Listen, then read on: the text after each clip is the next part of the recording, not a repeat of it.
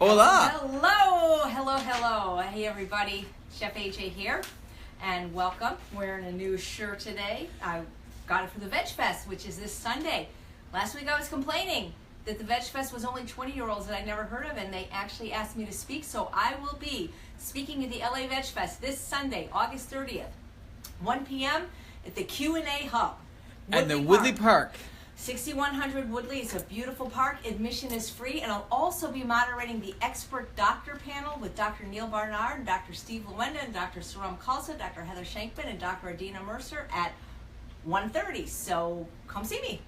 And that's west of the 405, exit Burbank Boulevard, go north on Woodley. And come see Kenny too, so you get to see him in person. So Oh my we got some gosh. people on, Kenny. Is it working all right? We got Very good. 52 people Wow, so far. fantastic. 58. So guys, we're going to figure this out, but we might start an hour earlier next week because really I get up at 5:30 and by 4 I'm a little tired. So I'll do my best to have energy because Kenny's going like this. So here we go. Welcome to episode 27 of Weight Loss Wednesday. I'm Chef AJ, the creator of the Ultimate Weight Loss Program, and this is where I answer your questions about healthy, permanent, and sustainable weight loss. And the best way to submit a question is through my website, www.eatunprocessed.com. So, simple question. The first one, Renee asks, what brand of hibiscus tea I drink? Well, I make it myself, Renee, and I'm going to encourage everyone watching to sign up for my free, absolutely free cooking webinar this Sunday night at 6 o'clock. Just go to my website. It's on the home page, and it's hosted by Dr. Gustavo Tolosa, who does the McDougall webinars that are free every Thursday at 11, and we're making a complete plant-based dinner party that's ultimate weight loss compatible and delicious. We're going to be making Mexican lasagna from my book Unprocessed, a 4-layer ice cream cake made of the fruit, the whole fruit, and nothing but the fruit. We are making cheese and crackers. It's not really cheese and it's not really crackers, but it tastes like it. It's a great appetizer, and smoked artichokes. And the reason I mention this is because I show you how to make hibiscus tea in the episode, just from the flowers. So Renee, I don't drink the boxed ones anymore because it was getting to be too expensive, and I didn't like the idea of having packaging and throwing, the box away, things like that. But they're all good. They all taste slightly different. There's raspberry hibiscus. There's all different brands. Just find one you like, but be advised that a lot of them contain stevia. And I do not recommend stevia for anyone, for any reason, not for health, not for weight loss. It's deplorable for weight loss and food addiction, but especially if you have or ever suffered from any GI disturbances, all the doctors are saying no stevia. It's horrible for your microbiome. So I make it myself. It's cheaper. Then I can control how strong I want it, which you could probably do with the bag as well. But all the brands are good. Just find one that doesn't have stevia. All right. So Kenny, anybody have What's the any deal with questions? the PC, Dr. Goldhammer? Oh, PC. Kenny asked for a copy of the questions this time, and he's what's PC? P stands for pressure cooker. That's my abbreviation. Gotcha.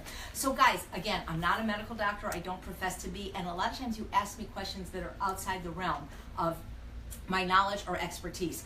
I got about 7 doctor questions this time. Betty Lynn, you asked about the differences between Dr. Lyle and Dr. Dotis, and Elena had a question about Dr. McDougall, and Susan about Dr. Goldhammer. You got to ask them. I don't feel right saying what I think they're going to say unless I actually have it as a direct quote. But the good news is pretty much everybody we talk about, you have access to. So for example, Dr. Lyle does consults, $75 for 30 minutes, esteemdynamic.org. Dr. Lance Dotis, you could see him. I don't know if he does Skype or phone, but certainly if you live in Los Angeles, all these guys do interviews. Dr. McDougall, you could go to his program, or you could submit a question on the weekly free webinar to Dr. McDougall, and Dr. Goldhammer does free consults. But Susan, your question about why does Dr. Goldhammer not like a pressure cooker, I'm going to take a stab at, because the thing is he doesn't like it to the degree that he doesn't not allow it. So in other words, all the cooking instructors at True North, Kathy Fisher, who wrote that wonderful SOS-free cookbook, Straight Up Food, and Katie May, they do have pressure cookers, and I have seen them use it in classes. So he doesn't disallow it to the point where he doesn't let the instructors use it. Ramses doesn't need one because Ramses has a Cleveland steamer where he could steam, enough kale for all 40 patients. One of the practical reasons that Dr. Goldhammer doesn't allow it is because they're serving 40 people, and you certainly can't make 40 servings of vegetables even in the 8-quart.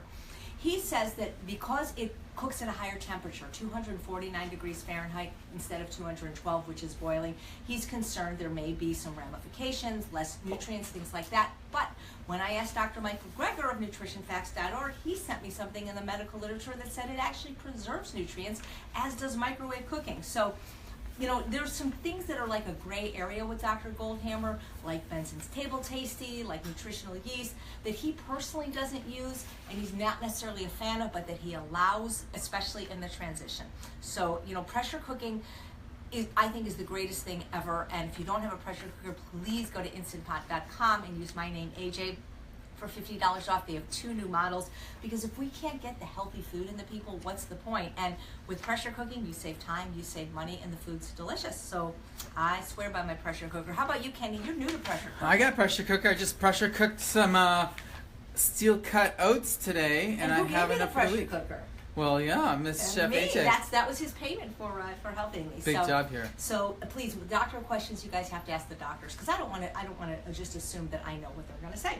So Fada says, how does she get the potatoes to stay crispy? They are hard and crisp when she removes them from the waffle iron, and then they get soft. Any idea? She loves Weight Loss Wednesdays. Well, thank you for that. So Fada, nothing stays crisp once it's taken out of whatever. So even if you were frying fries in oil, once you take them out, if you don't eat them within a certain amount of time, they're going to get soggy too. So what I do when I eat the potato waffles, I'm making 4 to 5 in my Krupp's waffle iron.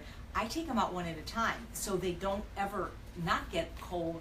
I don't speak English very good for it. So they don't, not only do they not get cold, but they stay crispy. So after my 12 minutes of cooking, I take one out, I eat it, I go back, and I keep doing that. Also, it's good because then I have to keep getting up, so instead of having the food in front of me. Now, what you could do is try one of those Crisp Ease tray that you can get on QVC. I showed you them in my first cooking webinar if you look on my website, and those probably will keep them crisp, but then you're going to have to turn on the oven and heat up your house. So that's the thing, they don't stay crisp. Even in the air fryer, and that might, I haven't tried that, but I'm thinking of what would happen if I took a potato waffle that got soggy and cooked it in the air fryer, or at least warmed it. That might crisp it right up. So there's your answer, Fada. Thanks for the question. Okay, Eileen says, thank you so much for everything I do. You're welcome. She says she really misses chewing gum. Is there any substitute? She brushes her teeth after every meal, but a couple hours later, her mouth feels stale and she's worried about bad breath. How do you handle this? Well, first of all, I would see a dentist or an oral surgeon, because it's not normal really to have bad breath. Unless you're eating things like, I guess, garlic or whatever. Sometimes it could be a tooth abscess, things like that could be going on inside your mouth. So I would definitely go to your dentist and get that checked out if you perpetually have bad breath. Now, I think chewing gum is a bad habit. I think it's not as bad of a habit as, say, smoking or drinking alcohol, but it's certainly not an attractive habit. Much better than chewing tobacco. Well, it's probably better chewing than tobacco, but here's the problem, Eileen, is that digestion starts in the mouth with a digestive enzyme called amylase. And so when you chew, that starts secreting, and so what that's going to do is tell your stomach that food is coming. And when you chew, and these enzymes get secreted, your stomach is ready to digest food, and it never comes. So I don't think gum chewing is good physiologically. It's certainly a bad habit. It can be somewhat of an addiction, plus the fact that I've never seen gum that didn't have either real sugar or fake sugar in it. So what would I do? I would just chew a piece of parsley, because parsley's great anyway. All greens are great for cutting cravings, and it'll keep your breath fresh. That's right, eat your greens. So that's what I would recommend, and not to chew gum, but get that checked out, why you even feel like you have bad breath. Now the thing is do you have bad breath? Did you kiss somebody and they told you have bad breath, or do you just think you do? Because some people, I know people that are just very obsessive about that and think they have bad breath and they don't. And maybe there's some sprays out there that are don't have all these ingredients. I don't know, but I would just chew a piece of parsley. That's why they put it on the plate at a lot of restaurants. Exactly. Get a Sonicare and brush really good. That's what I was doing at Michelle's house at Passover. I was so hungry because the food just wasn't coming. I just kept eating the parsley. There you go. Yeah, it actually turned off the hunger switch. So she has another question. This one, again, this would be a good doctor question, but I'm going to just tell you my opinion, not my medical fact about it. She says she stops eating and drinking by 6 p.m., but since vegetables have such a high water content, she's having to get up and relieve her bladder 3 or 4 times each night. Will this get better as I adjust to this way of eating, or do I have any tips? So what I would do is I don't drink much after 11 a.m. And the reason is because I, like you, get up at night to pee, not 3 or 4 times, luckily, it's usually once. So I stopped drinking really early in the day. I have my pot liquor in the morning to warm me up when I'm walking Bailey, and then I have my hibiscus tea while I'm exercising, and then I don't drink anymore. But I'm never thirsty because I'm drinking about half my weight in ounces of liquid anyway, and like you say, fruits and vegetables are 95% water. So I think that this is a small price to pay for health, and I really don't know the answer because this will happen unless you stop eating much earlier. But I've noticed even like when I fasted, I still got up to pee. And I think this is something, I don't know how old you are, but I'm told by my doctor that this is just a consequence of aging, that we have to do this. So I really don't know the answer. I mean, I know what you could do, but it's not healthful. You could eat a lot of salt. We went to a friend's house for dinner, and she cooks oil-free and basically UWL compliant, but she is a salt addict, and her food was so salty that my hand swelled up. I couldn't get my wedding ring off. But what I noticed is when I ate that salt meal, which I almost never do, and I'm going to soon make salt a non-negotiable, that I don't do that again. It's the first time I slept through the night since I can't remember when, but I don't recommend you do that. So, just think of it as a small price to pay, Eileen. Now, I've trained myself that I can actually get to the bathroom from my bedroom without even opening my eyes and then go right back to sleep. And if I do have trouble falling asleep, I have this thing on my phone called Delta Waves, and just in a couple minutes it knocks me out again. But, I don't know the answer. Kenny, you have any advice? Do you get up to pee in the middle of the night, Kenny? No. You're still young, that's why. You're I'm not still even young, 50 couple yet. years, That's right. yeah. Yeah, a couple years you can expect that, Gotcha. The Can't wait. the joys of aging. Anybody have any questions on Yeah, that, we got Kenny? 2 questions. Someone says, "What up, chef?" And the second question is, where'd you get the shirt? Yeah, so I got this shirt on Cafe Press, CAFEPRESS, and I was buying Dr. McDougall his birthday present, which he's probably not watching, which is a potato pillow. And, I put in the keyword vegan, and this came up, and I just loved it. So, and I got 30% off, actually 40% off, because I had already bought something. So, yeah, I like it too. Thank you so much. Because when people ask me why I'm vegan, I can now say, because I give a shit. All right, Yeah. so... Someone else was asking about losing weight with balsamic vinegar. Is that something Well, I don't helpful? know if balsamic vinegar will cause you to lose weight directly. It is a concentrated form of grape must or grapes. But what balsamic vinegar can do, I know I've heard something about apple cider vinegar and weight loss. I don't know if that's true or not, but what balsamic vinegar can do is make your vegetables taste so good and your salads taste so good that you're actually going to eat them and enjoy them and lower the calorie density of your meal. But I don't know any link between balsamic vinegar and weight loss directly. Someone's asking a question about salad dressings with no salt, oil, gluten, or sugar. Well, I was just in the refrigerator looking at salad dressings because I made a salad for lunch today at my friend's, actually my mom's house. Mm-hmm. And after Passover, we had all these extra salad. And I'm looking at the ingredients. Everything has cottonseed oil and this other nonsense. If you buy bottled dressing, with the exception of the forks Gross. over knives I'm gonna throw dressing, them all out. which Kenny, if you want to get them in the cabinet, you can show 2 of them, because the citrus tahini Charles used up. I personally don't use bottled dressing. I mean, I would use it as a pinch. You really have to make your own. There's a lot of recipes for dressings in unprocessed. They do have the higher fat plant food, so if you're trying to lose weight, I don't recommend those. But the best dressing I ever had is the barefoot salad dressing. Well, those are the vinegars, but do you want to show the forks over knives one, Kenny? And by the way, if you get a good brand of vinegar, like Be Mon Pas, 10% off with code Chef AJ at www.beamandpas.com. Chef Terry will give you a 10% discount. This comes in 3 flavors. Yes, shipping is expensive, guys, because it's a plastic bottle, but these are SMS free. There is some like fig puree and things like that in there. I recommend you make your own, and my upcoming webinar, not the one Sunday, but the one after that, for which there'll be a small registration fee, I'm going to teach you my barefoot salad dressing. It's called barefoot salad dressing because everybody that's tasted it has said it's the best dressing they ever had, and it literally knocked their socks off. Even Sharon McRae's daughter, Marcy, who never would eat salads, is eating salads now because of this dressing, and her dad said, I would buy this. So this literally is the best dressing ever. So make sure you're on Sunday's webinar to find out how to get that. Okay, so Ruth Ann wants to know, what is the best thing to eat when I have cravings? Oh, you have a question? Potatoes. Well, I think, Okay, I'm wrong. No, you're not wrong. I don't think you're wrong. Okay. See, here's the thing, Kenny. She wasn't specific as to cravings for what? Sweet, salty, fat, things like that. But see, I find there's a little bit of a problem in the question because I want to teach you how to eat in a manner that you're bulletproof against having cravings, because cravings are a sign of food addiction. They're emotional eating. Any food will satisfy your hunger, but when you have a craving for a particular food, That's food addiction. That's emotional eating. So instead of asking me what you should eat to satisfy a craving once it occurs, I would argue, why not join the Ultimate Weight Loss Program and learn how to eat in a manner so that you're completely protected against having cravings, you know? So many things cause cravings. Stress is a huge cravings trigger. Being tired, your environment, and you know, most people fail because they haven't learned to master their environment. And so to me, saying what should I eat when I have cravings is like saying, well, how many cigarettes should I smoke now that I have lung cancer? The answer is none, and the thing is don't eat. You know, if I knew more specifically what your craving was, I could suggest healthy foods in that realm. But realize you're having cravings for emotional reasons, and so if hunger isn't the problem, food isn't the solution, and you're not having cravings because you're hungry. Does that make sense, Kenny? That's why I didn't say potatoes. Well, I have hunger cravings, and I just eat a carrot. Right, but well, that's true, because anything will satisfy true hunger. But the other thing and the only thing of the cravings for me, as long as I don't have chocolate in the house, I won't eat chocolate. I'll eat the carrot. You'll eat the carrot. Now, here's the thing, Ruth Ann, is that, oh boy, what was I going to say? The thought. Don't you hate when the thought just, so what we find annihilates cravings the best is eating vegetables, particularly green vegetables. The darker, the better, the more bitter, the better, and particularly eating them first thing in the day.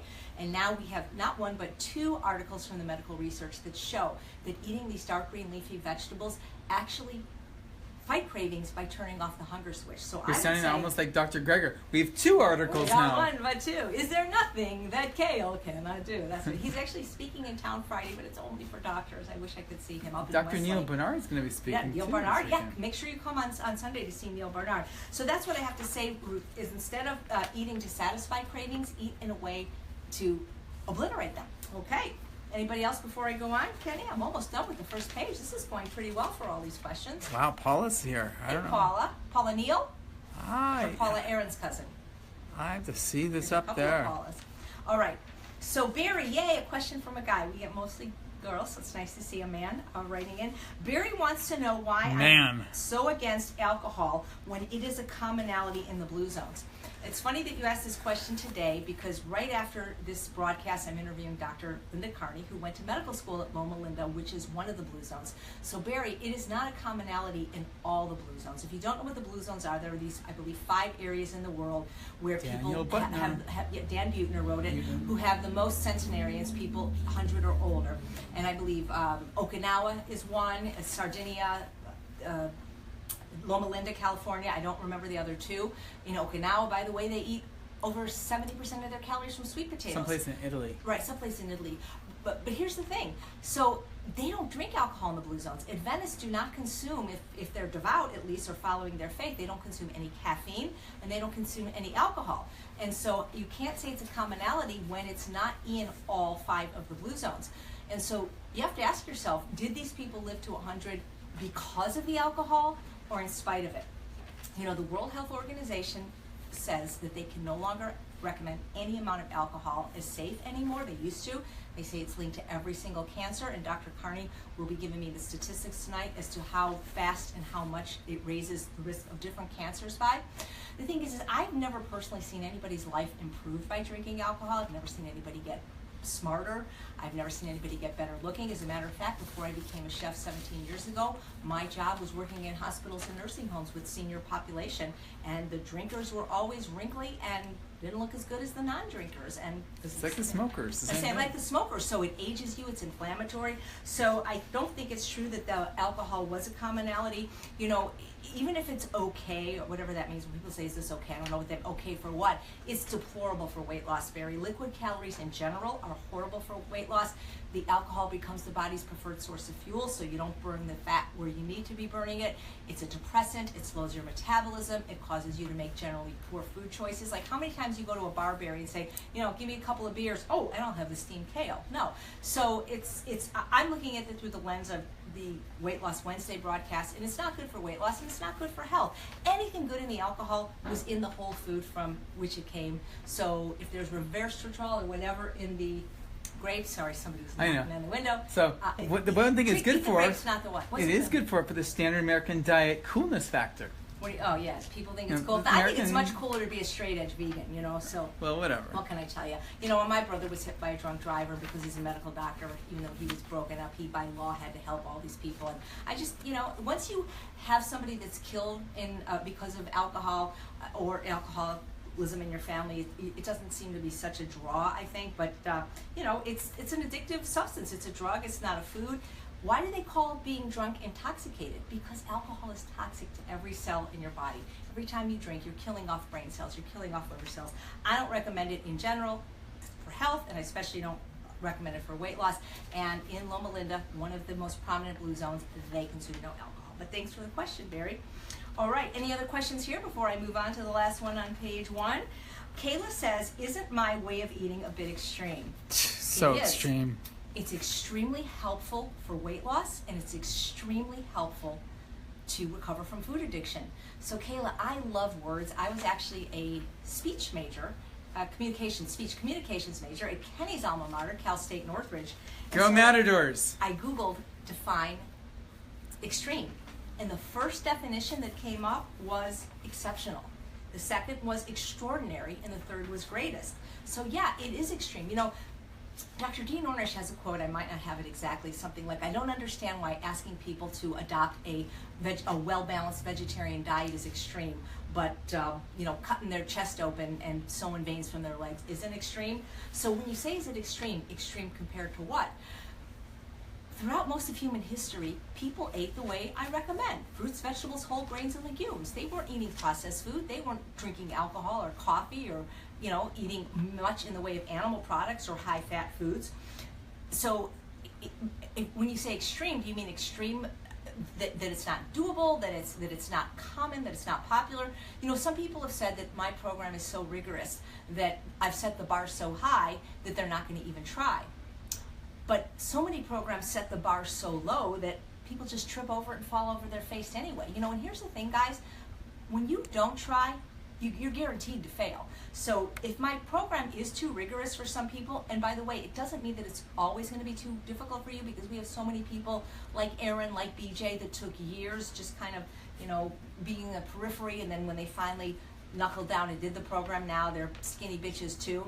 So just because it's too hard now doesn't mean it's always going to be too hard. But I would rather tell you the truth about nutrition and teach the gospel according to Dr. Goldhammer, who I believe is correct, what is dietary excellent, the most perfect diet, whether you can do it or not. Now here's the thing. If you can do a more liberal program and get the results you want, meaning the health and the body you deserve, then please do it. But the problem is many people fall through the cracks of these more liberal programs that allow moderate amounts of sugar and flour and alcohol and salt, and they don't really do well because they're stuck in the pleasure trap and they don't ever get down to their fighting weight. If you can do a more liberal program, and there's many wonderful plant-based ones, please do it. I'm the last stop on the train for many people. People that are food addicts generally don't do well with moderation of any stimulating substance. So, you know, is it extreme? Well, I guess it depends who you ask, but since so many people are doing it now, it's not extreme to me. I think having to inject yourself with insulin or undergo chemotherapy or all the other modalities, I think that is a lot more extreme. All right. Page 1 is done. Yes. All right. Any questions over there? We're really sailing through this today. Someone says extreme is the health care system. Absolutely, that's extreme. Absolutely. And your guys are paying for it. Okay. What does DVT stand for? DVT, dialectical behavioral. Do you have to worry about DVT if you eat this diet? DVT? Yeah, I don't know. DVT, is that diverticulitis? You got to tell them to please. Rebecca, help us. I don't know what DVT is. If it's a medical thing, I don't know. I know that DBT is dialectical behavioral therapy, but I don't know what it is, so type it in. Shannon says that I have lost... Diverticulitis.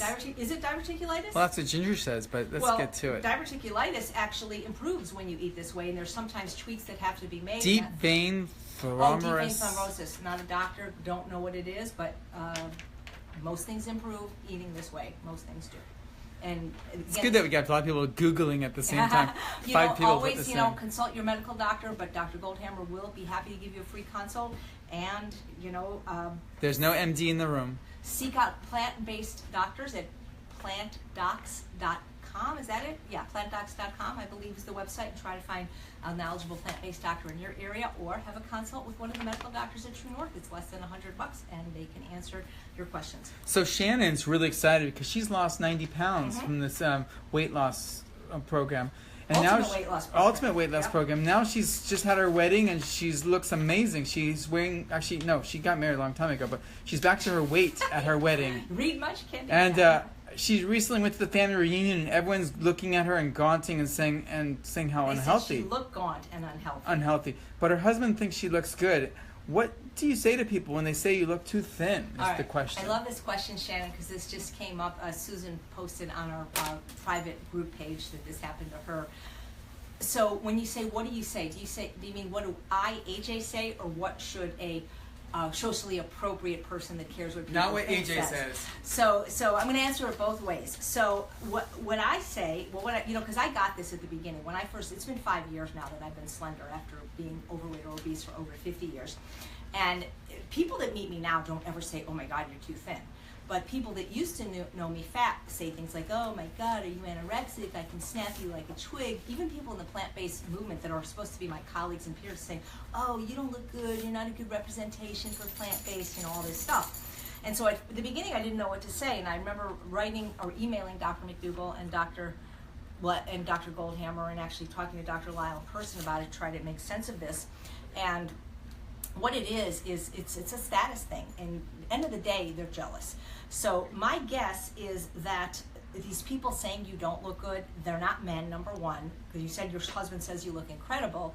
And I'm going to go out on a limb here and say there wasn't a single person that said you looked gaunt and unhealthy that was actually as slim or slimmer than you. Am I correct?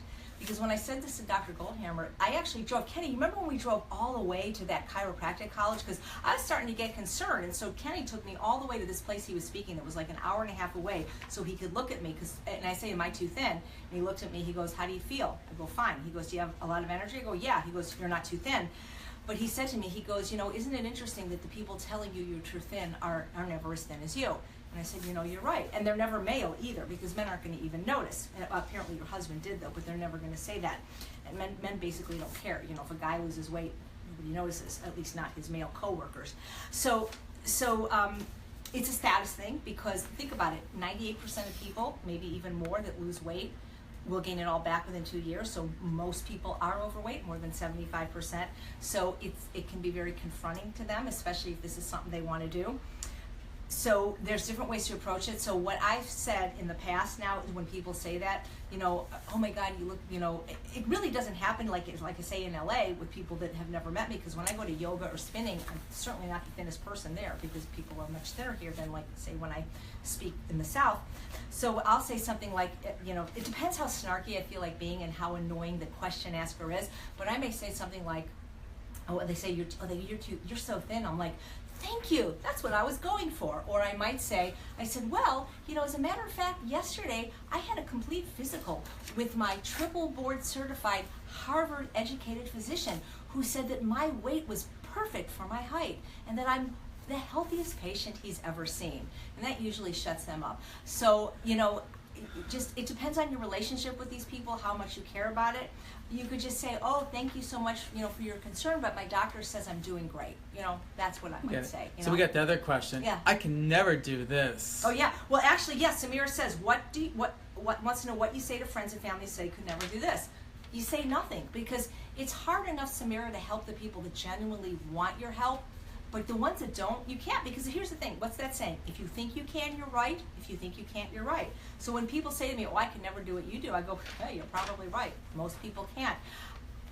There's only so many people we can help at the end of the day. So instead of focusing on those that can't, or it's not can't, won't change, because everyone can do this. Most people will choose not to. You got to focus on the ones you can. But you're right. If you think you can't, you can't. And is this difficult? Sure it is. But I think the consequences of especially the first year. Yeah, well, I think the consequences of not doing it are more difficult. But again, it depends on what your goals are. And these things that we're eating to become overweight and obese and unhealthy, they're very addictive. It's very hard. It's very hard crawling out of the pleasure trap, and it's probably even harder staying out of it permanently. But it's a great question, Samira. All right, so Elena has 3 questions. I told her I would probably only get to 1, but it looks like I have time to get to all 3 because I'm talking nice and fast today. All right, so she says, is a little salt in the diet okay, particularly if you don't feel that it makes you overeat? So again, no offense, I hate that word. Big change here. Go ahead. Okay for what? Okay for high blood pressure. You know, here's the thing. You say you feel it doesn't make you overeat, but I can guarantee that you eat more calories when you salt your food than when you don't.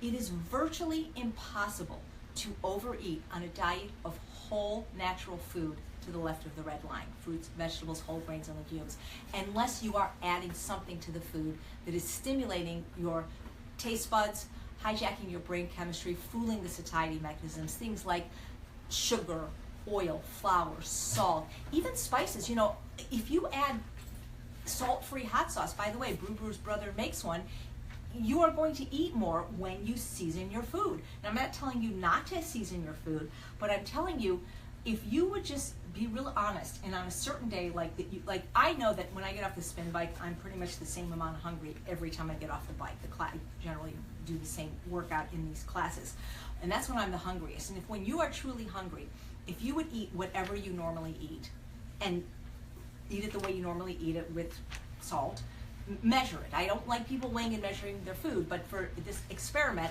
notice how much you eat. And then on a different day, when you're the same hungry, eat the same amount. Because salt is an appetite stimulant. It causes you to eat more food.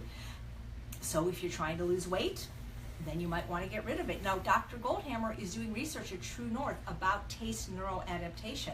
And when you eat salt, it really is hard to appreciate the taste of whole natural food. But when you can go 30 days without it, the food actually does taste amazing. But if you're somebody that likes to socialize a lot, like my friend's house, it's pretty impossible to get food without salt if you eat out, whether it's in a restaurant or somebody else's house. And not pretty impossible, it's very impossible. So I would say do an experiment for 30 days. Keep everything the same, but ditch the salt and see if you don't lose weight. Because it really does not only trigger people to eat more, but it often causes sweet cravings, which, interestingly enough, was your other question. You said, I just love, she spells it L-O-V-V-E, I just love fruit, as most people do, because it's sweet.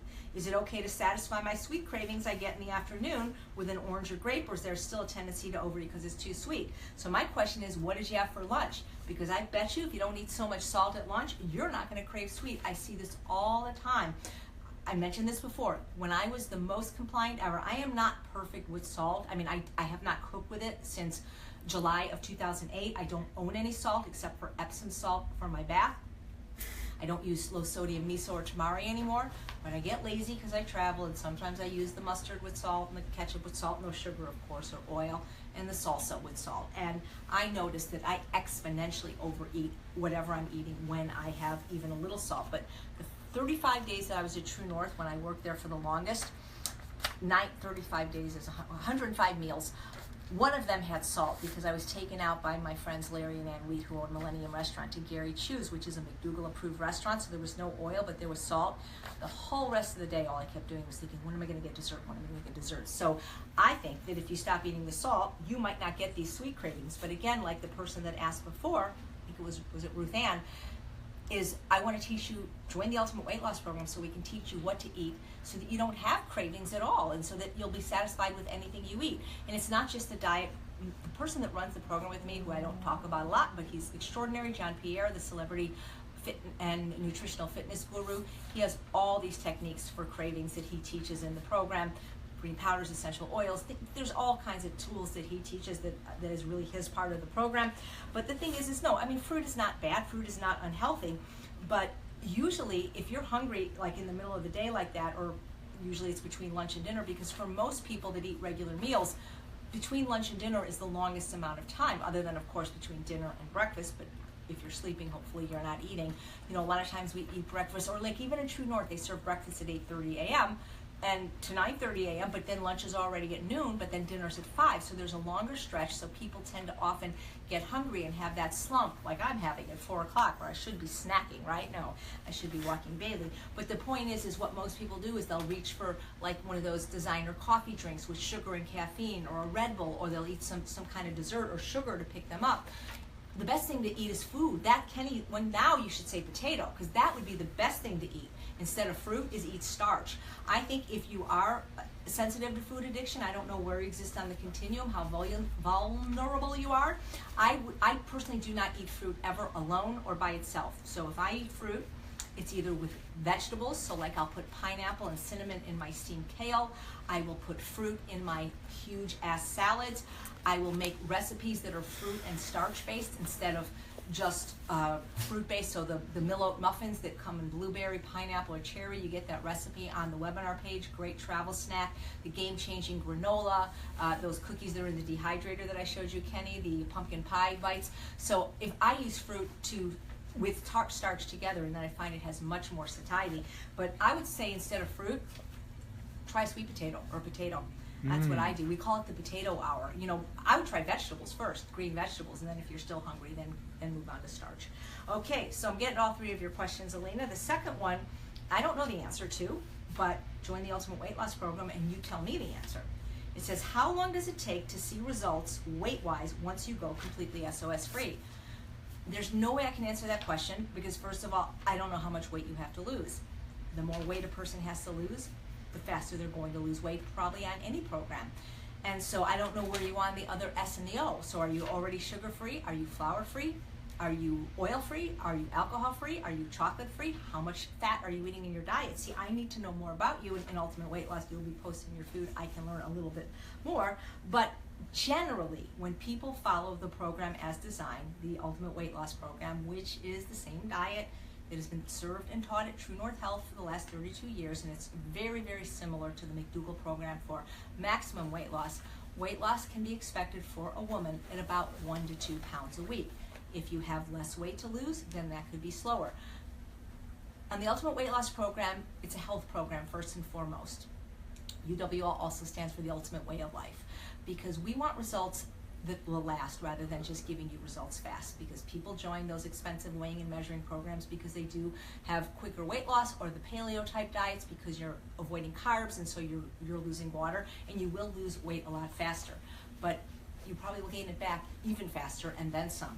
So I remind people that even though you're seeing me now as a slender person, it took me 27 months to lose 47 pounds, but I've kept it off for 5 years now, and before I never did. So I don't know, but if you are diligent and follow it design, most people do lose between 1 and 2 pounds a week. Now also remember, I was hypothyroid during my whole weight loss journey. I didn't start medication until after I lost weight. So there's so many factors, and I really can't answer that, but it's general 1 to 2 pounds a week for women and 2 to 3 pounds for men. Okay. All right, I'm going to save the question from Lynette to the end, Kenny, because that's what the visual things are for. I'm going to go to Jen's question, then we're almost through the questions, unless I'll take a break here if anybody else has anything. Keep going, I'm not. All right, okay. So Jen says, when talking to a sad eater, that means, I think she means standard American diet, not like somebody that's sad. But if you eat sad, you probably are sad. With no interest in giving up meat, but wants to lose weight, what would you recommend is the best thing you give up first? So I don't want to say wouldn't even talk to these people, but these are not the people that I really want as clients. I used to work with some models and actresses that needed to lose 5 pounds. They were more slender than me for a show, and they paid me a lot of money, but they had no interest in being vegan or being healthy. And so I don't really work, I'm very selective with who I'll work with now, because it's very easy to lose weight in any manner, but I want people to be healthy as well. Environmentally conscious, ethical, so I wouldn't, if somebody asked me that, I would just say, I'm not the right person to talk to, just ask your doctor or ask the nutritionist that's going to give you the paleo diet, See, so the other thing is I don't know if I would recommend what is the interest in giving them meat, what you recommend is the best thing to give up first. See, people don't like the concept of having to give anything up. That's why we live in a nation of gluttons. So what I try to tell people generally, when I'm going back to like my unprocessed teaching, is instead of giving anything up, try to add in more good. So when I used to work with these people, what I would do is teach them to eat more fruits and vegetables to hopefully crowd out some of the higher calorie foods. The truth is I can't help these people, Jen, because meat is still of such a high caloric density. It's to the right of the red line that the program that I'm teaching, which is an ad libitum style, eating as much as you want, as often as you want, until comfortably full, as long as you eat to the left of the red line, keeping your calorie density average to 560 calories per pound or less. I don't know how you're going to do that with meat when meat is 1,000 calories per pound or up. There's some fishes, you know, and pork, things like that are way, way high in caloric density. So again, the problem is with the question, because I really don't know how to help somebody that doesn't want to be healthy, because meat is just of too high of a caloric density. It has no fiber, it has no water. I didn't put it on the chart, Kenny. I only put dairy products on the chart at 1,600. And the reason I didn't put animal products on the calorie density chart is because they vary widely. There are some animal proteins that are actually to the left of the red line, very few like game that people aren't eating, and there's some like pork and salmon that are really high. So I didn't want to have to keep putting animal products in, so I just left it out. I have dairy in there at 1,600 calories a pound. But for health, Jen, I would probably say dairy is probably the best thing to give up. It's probably the most destructive thing to the health. You could cite the China study to them, forks over knives. But again, you know, when people come into the equation like this, it's not somebody that I would even want to help. If it's a loved one, I can understand your concern. But, you know, I would just say, I don't know, what would you say, Kenny? It's a tough question. You know, it's up to everybody. Everyone has that decision. It's like, I'm not going to change their life if they don't want to. I'm not here. I'm just saying why I do it. Right. And they can make their decision. It's usually one of 3 reasons they do it. Yep. Animals, environment, or health. I don't know why I went like this, animals. This might have been health. But yeah. So sorry, Jen. I have a problem with this question. So we have 2 questions. Please. One is, how much dulse is good? Because that's a salt in a way. You know, I wonder if well, here's the thing. Yes, but think about it this way. A teaspoon of salt, whether it's Celtic sea salt or Himalayan salt or blessed by the Pope, has 2,300 milligrams of sodium per teaspoon. A teaspoon of dulse has between 35 and 45. How much are you really going to eat? It's like a tenth the caloric density. You know, I know that Dr. Greger does these Facebook Lives as well. That would be a really good question for him. I basically eat it, you know, when I think of it, I eat the smoked applewood dulse, and it tastes delicious, by the way. I try not to eat too much of it because it's so And where good. do you buy that? You have to buy it online at either Maine Coast Sea Vegetables, seaveg.com, or on Etsy. And I just tear a few pieces off, you know, when I'm eating my vegetables. It's actually quite delicious, at least to me, dulse. That's my favorite one. But I really don't know the amount. I mean, I remember that when I was iodine deficient, Dr. Clapper said, oh, just eat some dulse a few times a week. And that's what I do. All right. Any more questions before I get We got the one question. Sure. Oh, someone says, dude. What is that about, dude? Let's talk about our student audience today, because someone's looking for Bailey. Oh, right here. So we'll get Bailey here. Come on, Bailey. Bailey. And did you show my pants? Did you show the pants that Shada gave me? Aren't these cool pants, Well, you guys? now we gotta go see the pants there. It's a Bailey. Hi, Bailey. Yes. Hello. This There's is Bailey. Bailey. He's a good boy. So these are really cool pants Shada gave me. Shada lost over 100 pounds now. Kept it off 5 years, the Ultimate Weight Loss Program. She was told by many doctors that the only way she would ever lose weight is through gastric bypass surgery, a procedure that her uncle died of. And it would take Herculean efforts, but then she met Hercules thanks to Kenny introducing us. Woohoo! All right, so last question, and this is where I need all the props, so I'm glad I saved this for the end. So We got Lynette props. says that she is not a volume eater and wants to know if she can still do the Ultimate Weight Loss Program. Okay, now, unless you've actually had your stomach surgically altered through something like gastric bypass surgery or the sleeve gastrectomy, everybody's a volume eater, and I'm going to explain what I mean. But when you unless you've had these surgeries, and I'm assuming you hadn't, because usually people will say, because I've had this operation. And by the way, we do have people in the Ultimate Weight Loss Program that have had this operation, and they still follow the dietary recommendations. But of course, they can't eat the same volume of food that the rest of us are eating, and they certainly have to space it out more. But when you tell me, Lynette, that you're not a volume eater, what I'm hearing is that you will not eat vegetables. You know, Dr. Goldhammer has said that he said, this is what he said, show me an overweight person and I will show you someone who is unwilling to eat enough raw salad and steamed vegetables. Everyone eats a certain volume of food per day. You know, the work of Dr. Barbara Rolls, she wrote the series of books called Volumetrics. You can go to my teleclass page. I interviewed her. She has done more research into the field of calorie density than any other human being, where she studies human eating behavior in her laboratory at Penn State University. And she discovered that everyone eats the same amount of food per day. Now, that doesn't mean that I eat the same amount as an Olympic athlete that's training for whatever those things are they do, racy type things, but that I, AJ, consistently eat the same amount of food per day by weight, and so does Kenny, and so does Bailey. We eat different amounts, but we consistently eat that, and for a human, it's between 3 and 5 pounds of food.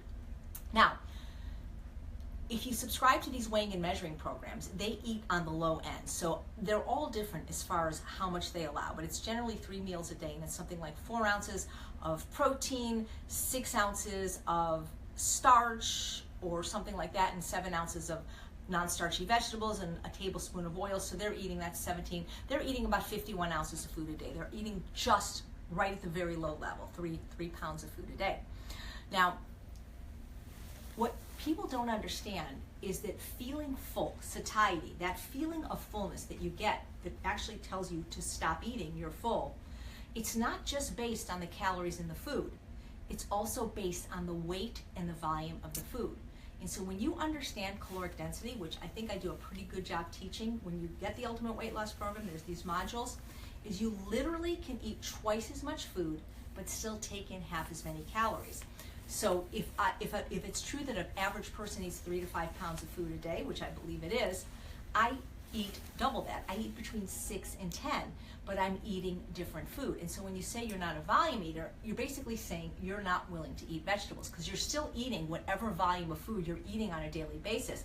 I mean, unless you have some kind of debilitating disease and keep losing weight.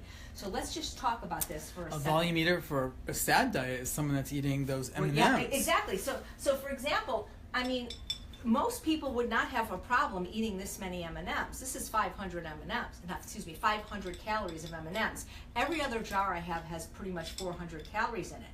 Realize that your stomach, I couldn't get jars to be shaped like our stomach, but the thing is your stomach is about the size of a cantaloupe. It holds a liter of food, which is about 4.22 cups of food if you haven't had it surgically altered. And so you could eat 400 calories of peanut butter, which everyone loves, but you can see you're going to be very, very, very hungry because it's not going to be full. Or you could eat 400 calories of apples. Now, a lot of people would say, I'll do both. I'll put the apple on the peanut butter, which is delicious, by the way, especially with raisins. But you can see that these 400 calories of apples is sure going to fill you up a lot more than 400 calories of peanut butter, because all the fiber and all the water. That's 4 apples. But most people can't eat 4 apples. I tried once. I couldn't even eat 3. I can eat 1. You can eat 1, well, you're certainly welcome to have it. And so look at, for example, if you were to eat, you could eat 400 calories of walnuts, they're high in omega-3, or you could eat 400 calories of beans. Same amount of calories, but what's going to fill you up more? This is really heavy because it's from the freezer, but you could just see this is so much heavier. 400 calories of beans, 400 calories of walnuts. So you could easily eat 400 calories of oil, and trust me, if you eat at any restaurant, you're getting 500 calories of oil, no matter what you say. So you can eat 400 calories of oil or 400 calories of corn. Well, how much is 400 calories of avocado? That would be a half a pound of avocado. So you could eat 400 calories of cheese, and by the way, even vegan cheese right here, high in fat, or you could eat 400 calories of rice, which would fill you up more. Now, here's the thing, Kayla, is that I can't even show 400 calories of potatoes, sweet potatoes, fruits, or vegetables because they won't fit in the jar. So here's the thing. I'm going to be cooking these artichokes soon. So right here, these 4 jumbo artichokes, this is 200 calories. This is the same amount of calories as in 1 ounce of walnuts. What's going to fill me up more?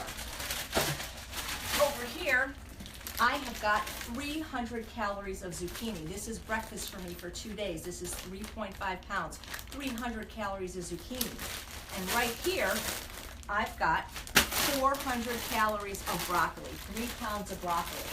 And so when you say you're not a volume eater, I'm pretty sure you could eat this much volume in M&Ms for 500 calories Well, I eat about 4 pounds of non-starchy vegetables a day, and that doesn't include my salads or vegetables that are in recipes. So again, when you say you're not a volume eater, what I'm hearing is you don't want to eat the foods that will create fullness and satiety at a lower caloric density, because everybody's a volume eater in that everybody eats a certain volume of food a day, and the only way to lose weight safely, sustainably, healthfully, deliciously, while still eating reasonable or even larger portions of food is to follow the principle of calorie density.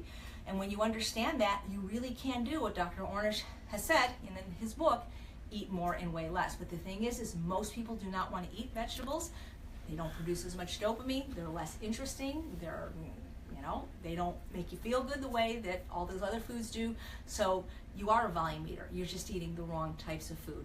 And you have to understand that anytime you eat food, you want to make sure it has the fiber and the water intact, because the fiber plus the water creates bulk, and bulk is what creates satiety.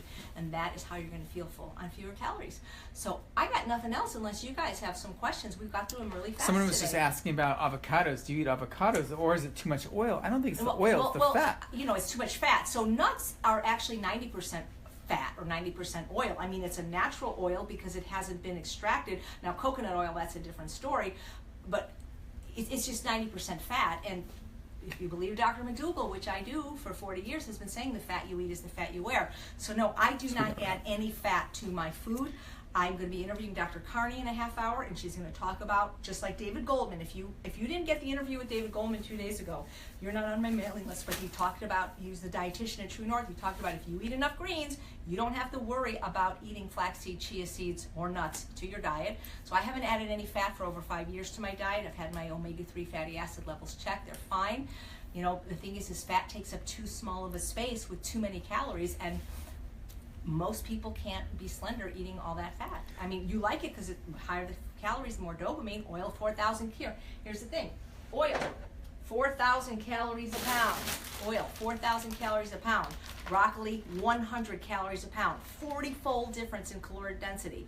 Oil produces lots of dopamine. That's some good math there. Yep. Broccoli, not so much with the dopamine. So you need to find ways to feel good and to improve your mood without food. And to do that, join the Ultimate Weight Loss Program, and we will help you get both the health and the body you so richly deserve. So we will see you, if you're in LA, at the Veg Fest this weekend in Lake Balboa off of the 405 freeway and Burbank Boulevard exit. I'll be speaking at 1 p.m. in the Q&A hub about what it's like being vegan for 40 years. And next week, we're thinking about starting an hour early, but I'm sure I'm going to let you know on my Facebook page. And please sign up for my website, www.eatandprocess.com. Thanks so much for watching another episode of Weight Loss Wednesday. And again, Chef AJ saying you can have both the health and the body you so richly deserve. Thanks for watching, everybody. Bye-bye. And that's a wrap.